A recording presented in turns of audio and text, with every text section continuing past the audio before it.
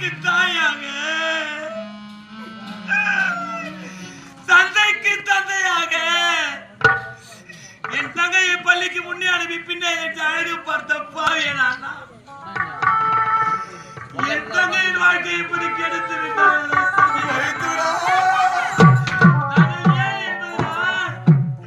என் தங்கையின் கற்பையை சூறையாடி விட்டாயே. இவர்கள் ஏழைதானே, இவரை வந்து நீதி கேட்க போகிறார்கள் என்று சொல்லித்தானே